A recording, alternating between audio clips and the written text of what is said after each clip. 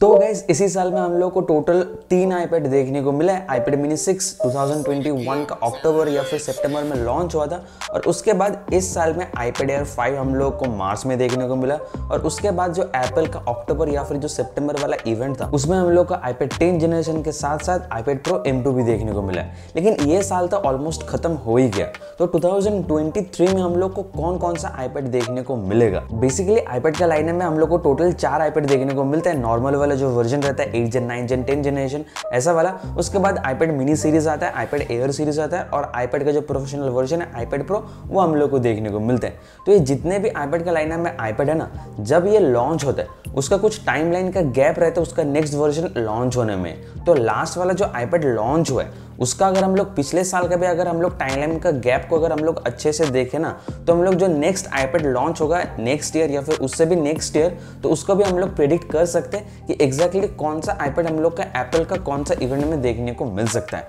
और ये सब चीज़ें बताने से पहले अगर आप लोग मेरे रेगुलर व्यूअर हो तो आपको डेफिनेटली पता होगा कि एप्पल का जो साल में इवेंट होता है ना, वो बेसिकली हम लोग को 2 इवेंट बहुत ही ज़्यादा मतलब बड़े वाला इवेंट देखने को मिलता है। एक होता है मार्च वाला इवेंट जिसमें आईपैड लॉन्च होने का चांसेस बहुत ज़्यादा रहता है, और एक होता है सितंबर या फिर अक्टूबर वाला इवेंट जिसमें भी आईफोन तो लॉन्च होता है उसके साथ आईपैड भी लॉन्च होता है। और बीच में WWDC के इवेंट देखने को मिलता है जिसमें जो नया iOS या फिर iPadOS का जो वर्जन रहता है वो भी हम लोग को देखने को मिलता है। और भी बहुत सारे छोटे मोटे इवेंट होते रहता है जिसमें हम लोग को मैकबुक ये सब कुछ देखने को मिलता है। तो अभी बात करते हैं कि नेक्स्ट वाला जो ईयर रहेगा 2023 में उसमें कौन कौन सा एप्पल प्रोडक्ट हम लोग को देखने को मिलेगा। तो सबसे पहले बात करते हैं आईपैड का जो बेस वाला वेरिएंट रहता है उसके बारे में, जो 6 जनरेशन 7 जनरेशन 8 जनरेशन और अभी के टाइम में तो 9 जनरेशन भी एप्पल ऑफिशियली सेल कर रहा है और उसके साथ आईपैड 10 जनरेशन भी ऑफिशियली सेल कर रहा है क्योंकि 9 जनरेशन बहुत ज्यादा पॉपुलर हुआ था। और इस साल का जो आईपैड 10 जनरेशन है ना, उसमें काफी कुछ ज्यादा हम लोग को चेंजेस देखने को मिला है। जो बेजल वेजल था वो टोटली हट चुका है,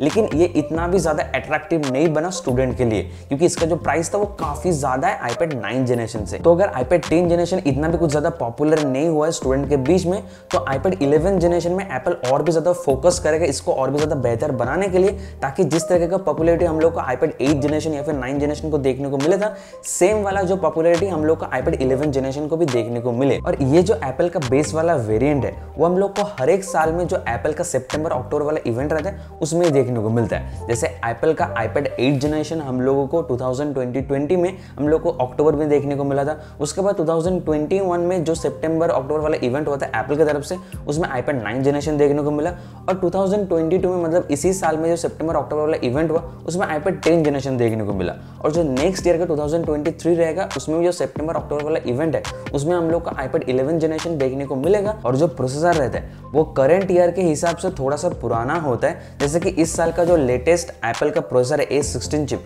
उससे अगर हम लोग कंपेयर करें ना तो 2 साल पुराना है जो A14 चिप है वो हम लोग को लेटेस्ट आईपैड 10 जनरेशन में देखने को मिला है। तो ऐसे ही 2 साल या फिर 3 साल पुराना जो प्रोसेसर रहता है वो हम लोग का आईपैड का बेस वाला वेरिएंट में देखने को मिलता है। तो अगर उसको हम लोग अच्छे से कैलकुलेट करें तो नेक्स्ट ईयर जो एप्पल का लेटेस्ट प्रोसेसर रहेगा वो होगा A17 चिप, और उससे 2 साल पुराना जो प्रोसेसर है A15 चिप वो हम लोग का आईपैड 11 जनरेशन में देखने को मिलेगा। एक और चीज एग्जांपल आप लोग को बता सकता हूँ, आईपैड 9 जनरेशन में A13 चिप जैसे देखने को मिला, आईपैड 10 जनरेशन में A14 चिप देखने को मिला, तो उसी तरीके से एक प्रोसेसर और अपग्रेड देखने को मिलेगा आईपैड 11 जनरेशन में जो होगा A15 चिप। अभी बात करते हैं आईपैड मिनी सीरीज के बारे में। आईपैड मिनी सीरीज को अगर हम लोग अच्छे से देखें ना तो 2019 का जो मार्च का महीने था उसमें हम लोग का आईपैड मिनी 5 देखने को मिला था। और 2020 में कोई सा भी आईपैड मिनी सीरीज लॉन्च नहीं हुआ, आईपैड मिनी डिवाइस लॉन्च नहीं हुआ। 2021 का हम लोगों को अक्टूबर में आईपैड मिनी 6 देखने को मिला था। लेकिन इससे पहले 2021 में भी हम लोग को जो मार्च का महीना था ना उसमें भी बहुत ज़्यादा रूमर्स और लीक्स आ रहा था